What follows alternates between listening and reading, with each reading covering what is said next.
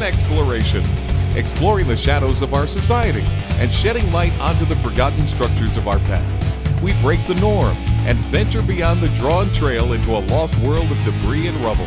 Take only pictures, leave only footprints. This is urban exploration.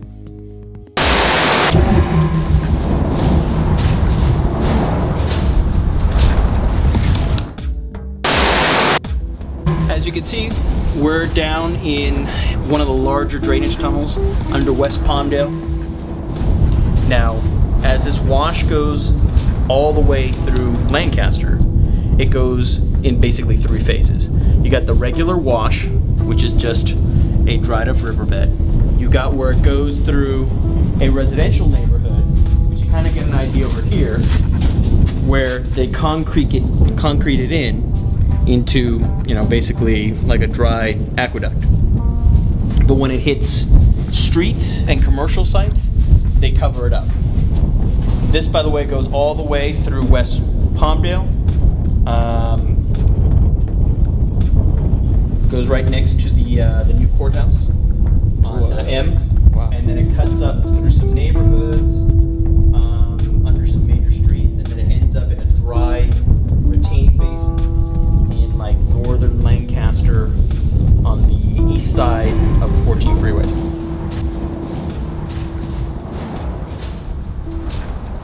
When we get to the original section, you'll note that it's rectangular.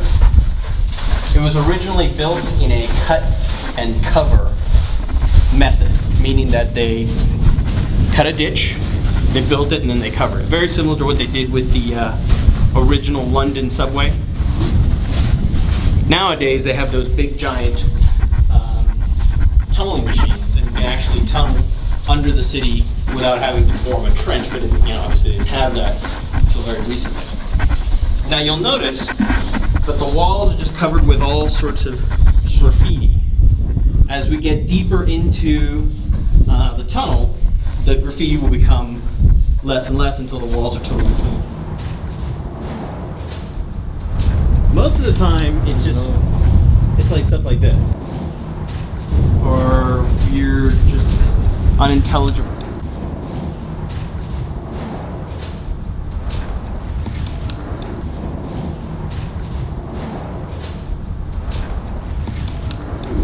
The nice thing about being down here for the homeless is it's a nice 70 degrees year round. Unless it's cold. Yeah.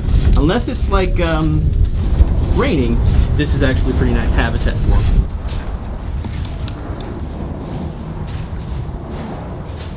The other category of people you get down here are taggers. You don't see too many gangbangers tagging down here because, of course, there's no point in tagging it up to claim territory because no one's going to be down here. And I don't think there's a brisk drug trade down here. Unlikely to be down here. And then, of course, the third category is, you know, urban explorers and kids. Us. Yeah. Fourth category, I'm going to say, is unknown. We don't want to encounter the fourth category. This is a junction. And this is where you have water coming down and start to form little, hey, you can see the water. It's like stalactites and stalagmites. See? It's hard. It's all minerals, right? Yeah, yeah. Over time, what will happen is this will start to look more like a natural cavern as the smooth, you see how it's smooth here? When we get to the older section, you'll notice it's going to start to get rougher. You get more of these over there? Yeah.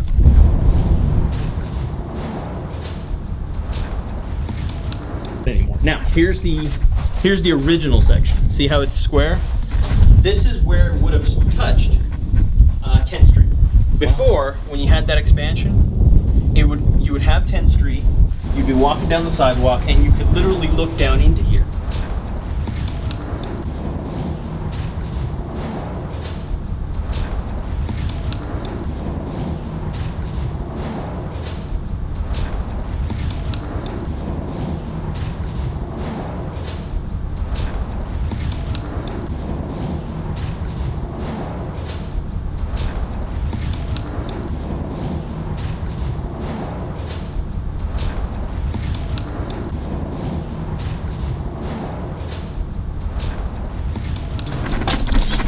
Now you see how the entrance, it's 2 tunnels? Originally it's 3 tunnels. Now you see how close we are to the ceiling? Note how high the ceiling is when we get out, because this is going to show you just how much sand is down here. Because look, I'm about 5'6", so the tunnel is about 5'9".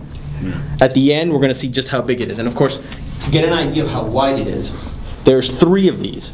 When these were originally built, you could drive 3 cars down the length of these totally unimpeded. So this is the north part.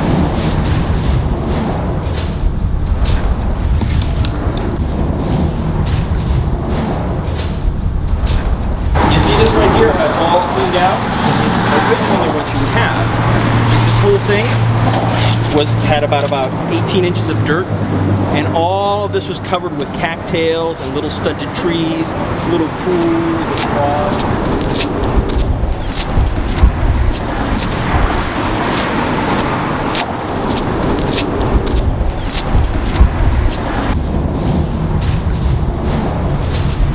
Given enough time, this whole area will just fill up with like these wild, mangy trees. There's a couple of like species that are really common,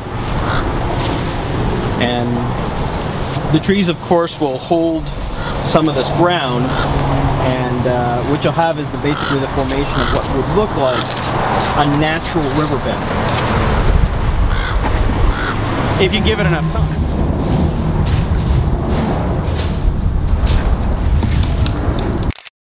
As you can see, it's about 5'7".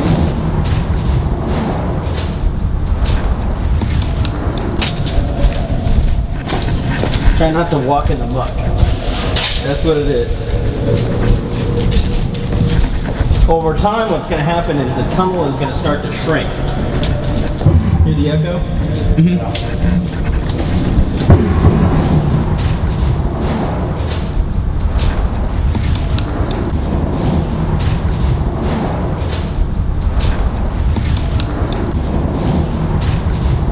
You can see that this is definitely not fresh. There has been wear. Even though we're underground, over time there's going to be some wear. So this could actually be from when this was originally built. When this was originally built, what you would have had is, obviously they would have cut a ditch into the ground, they would have plopped this down, they would have sealed it. This is a seal right here. And then, you know, you'd have workers, you know, probably filling in concrete right here. You can see where it's tipping away. And then they would have just laid another pipe down there and continued on the process. This side tunnel probably doesn't get as much visitation, as you can see, because it doesn't have as much graffiti. Assuming, of course, that the amount of graffiti is directly proportional to the amount of people who come down here, it's a good indication that not as many people come down this side now. And here's a manhole access point right here. So you get this. That's the underside of the manhole. If you ever wonder what these manholes lead to, there you go. I'd watch out though, because of course there's like spiders make their nests here. And this is where a gutter comes in from. Alright, you see that? See how there's light at the end? Mm-hmm. That's a gutter. You see how there's light at the end? Yeah. That's a gutter. Oh, so it just leads down here. So it just like washes all the way down to the main tunnel that we were at. Yeah. So if you, what is this like? Oh, here's a nice little spider. If you crawled all your way over there, you'd get into like a little pillbox. And there you'd have the gutter and a manhole cover to access the gutter.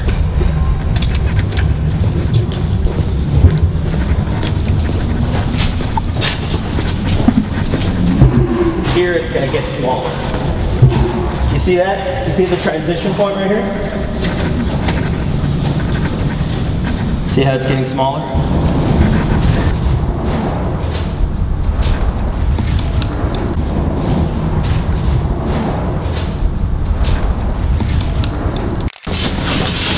But great for those thigh muscles. Okay, here we go. we've transitioned into this right here.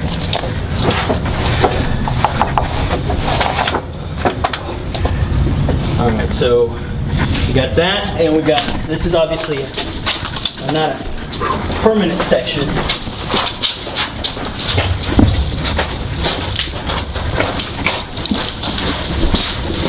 All right, there's a tree right here. We're gonna have to work all over. So is this metal part right here as old as the rest of the tunnel? Yeah. All right. Tenth P. You got the mall thing right here. We got the top of that vent right there. And what you have basically here is that area between Guitar Center and Pier 1, you have a retaining basin. So when it rains in the mall, it feeds into this retaining basin. Now eventually, when the economy gets better and there's more economic development, what's going to happen here, is my prediction, is they're going to strip out all the metal, put a concrete line all the way over there, they're going to put a gutter, they're going to fill this up with dirt, and they're going to put a pad right here. Let's get a nice little panoramic view of the sunset over the mountains over here. This is of course facing southwest.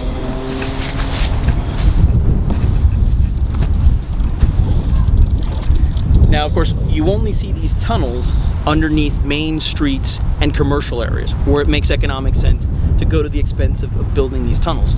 Whereas if you have a residential area like what we have right here, they're not going to build a tunnel. They're going to build like a little concreted in basin, much like a dried up aqueduct, because of course it doesn't make the economic sense in a residential neighborhood to go and build something like this.